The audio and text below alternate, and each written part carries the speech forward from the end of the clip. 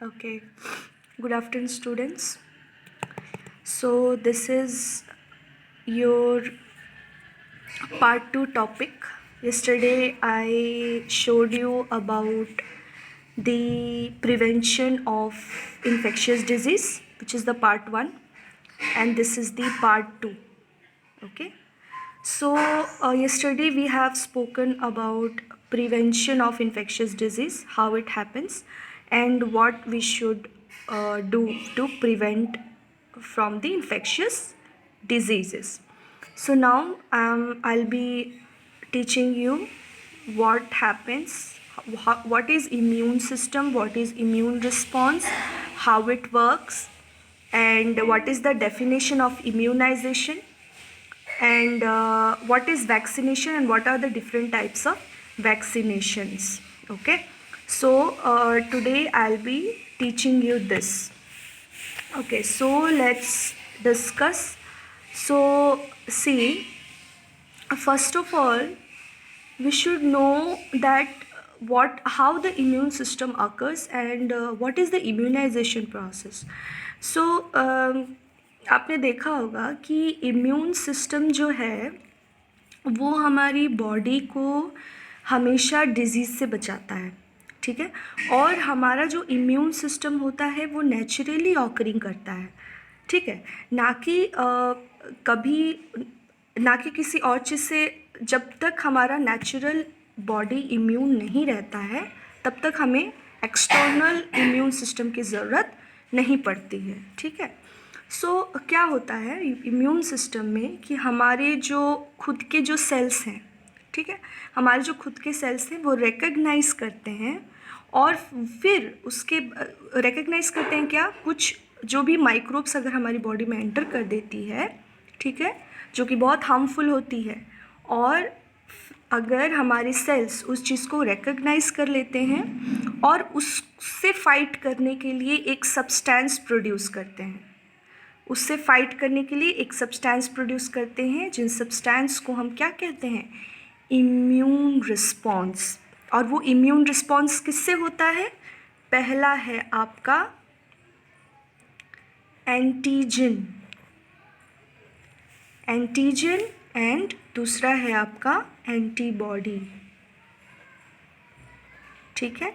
इन दोनों चीज़ से immune response होता है हमारी बॉडी में, ठीक है। अब देखिए कौन सा हमारा बॉडी प्रोड्यूस करता है, कौन सा बैक्टीरिया पैथोजन का बॉडी प्रोड्यूस करता है। सो ये एक इम्यून रिस्पॉन्स है जो कि किसके द्वारा मिलता है, हमारे इम्यून सेल्स के द्वारा। अब इम्यून सेल्स में कौन कौन से सेल्स आते हैं, हमने कई तरह के सेल्स पढ़े।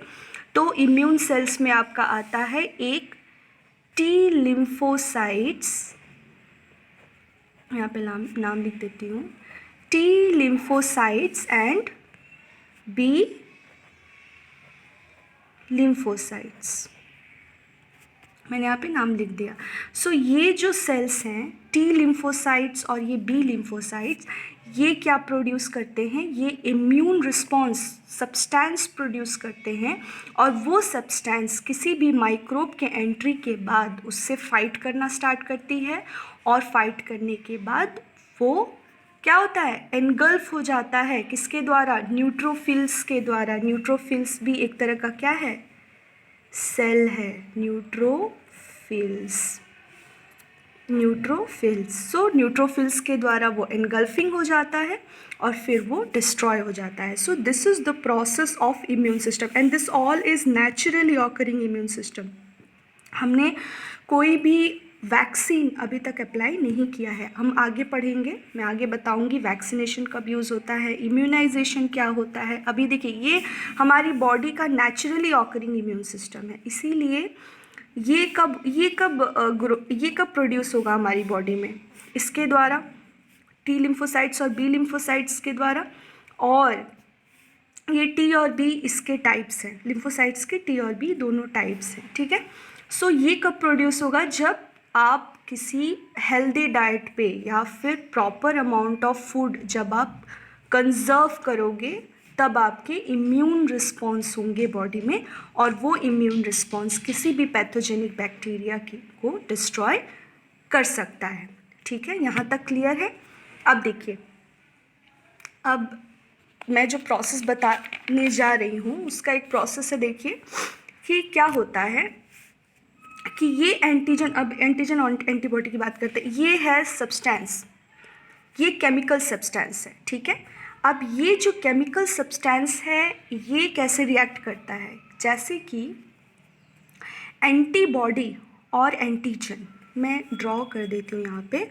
सो एंटीबॉडी ए बी जिसको कहते हैं, ठीक है। एंटीबॉडीज आपके इस शेप में होता है, ठीक है। ये एंटीबॉडी हो गया। और antigen which is a A G, antigen मैं यहाँ पे लिख देती हूँ, आप लोग कंफ्यूज हो जाओगे नहीं तो। एंटीबॉडीज एंड एंटीजन, ठीक है।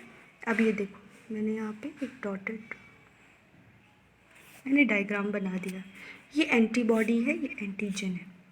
सो ये एंटीबॉडी प्रोड्यूस होता है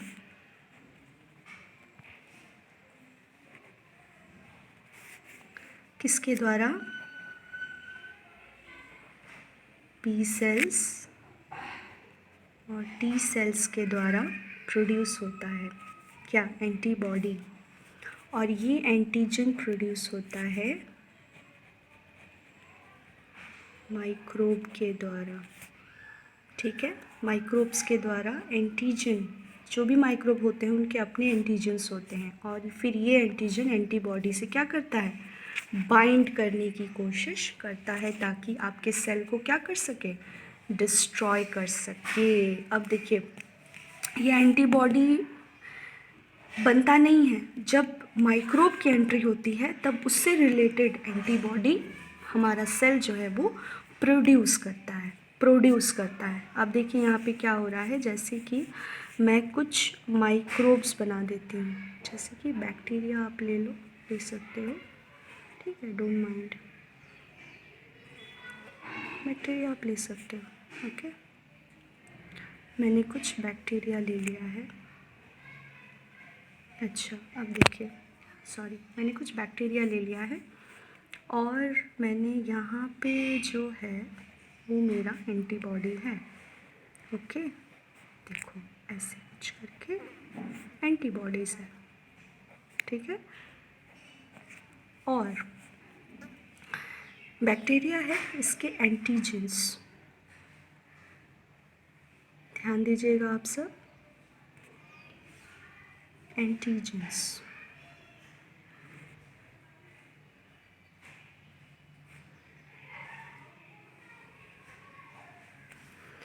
ठीक है। अब इन दोनों का जो है बाइंड होते हैं तो कैसा होता है, देखिए ये जो है, अगर ये बैक्टीरिया हो गया then it, I draw 2 to 3, okay.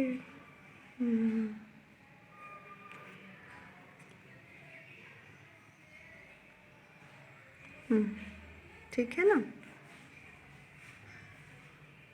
अब देखिए, ओके। सो ये यहाँ पे जाके क्या करता है, it goes and bind to the particular antigen. आप देख पा रहे हो, दिख रहा है आपको, it goes and binds to the particular antigen. और फिर क्या होता है, दूसरे नेक्स्ट स्टेप में चलते हैं।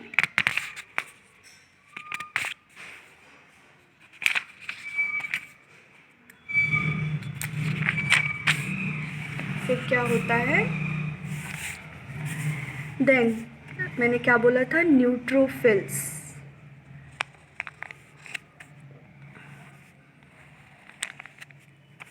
ये आपके न्यूट्रोफिल्स है।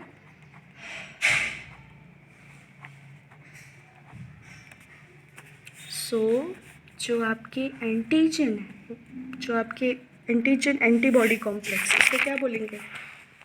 देखो, ये हो गया आपका एंटीबॉडी, ये क्या हो गया? एंटीजन। AG AB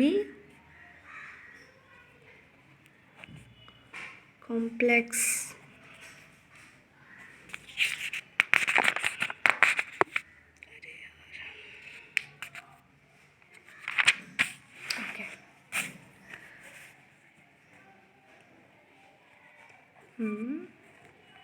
बार बार बनाना पड़ रहा है ना?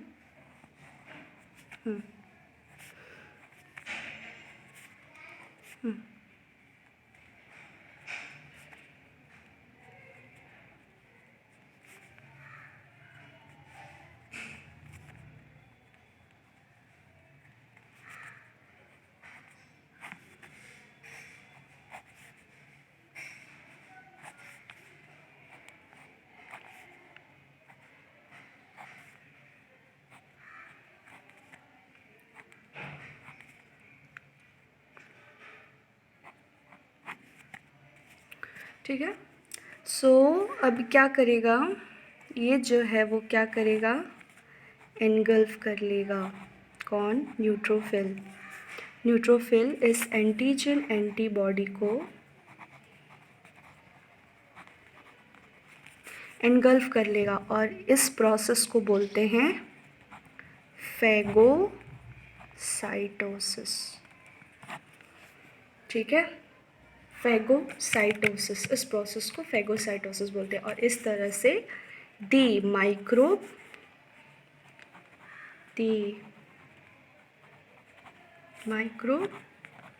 gets killed. So this is the process of the immune response. So how our body actually responds to the particular microbe. ठीक है, जब हमें पता चलेगा कि हमारी बॉडी में माइक्रोब की एंट्री हो गई है, हमारा टी सेल और बी सेल तुरंत उसके लिए एंटीबॉडी तैयार करेगा।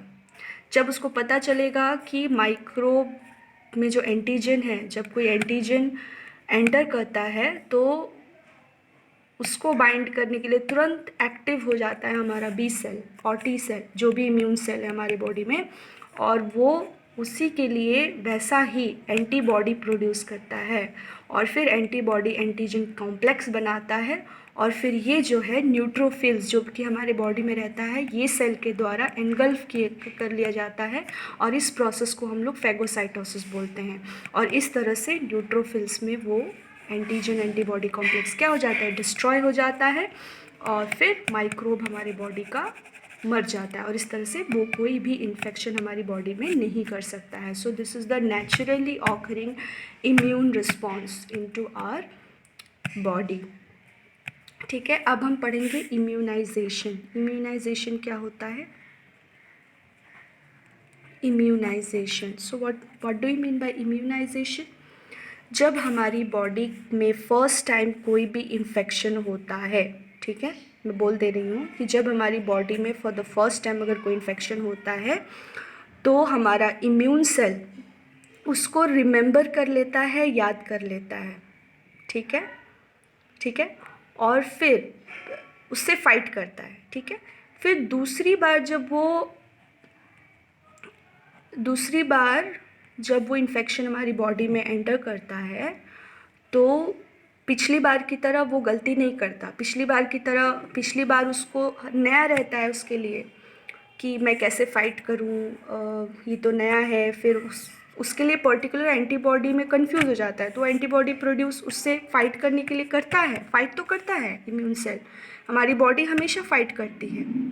ठीक है, बट जब क्या होता है, जब वो माइक्रोब बहुत ज़्यादा रिजिड होता है, जब वो माइक्रोब बहुत ज़्यादा डेंजरस, हार्मफुल और रिजिड होता है, तो फर्स्ट टाइम में हमारा इम्यून सेल फाइट तो करता है बट प्रॉपर रिस्पॉन्स नहीं कर पाता है, मतलब वो किल नहीं हो पाता है microbe for the first time.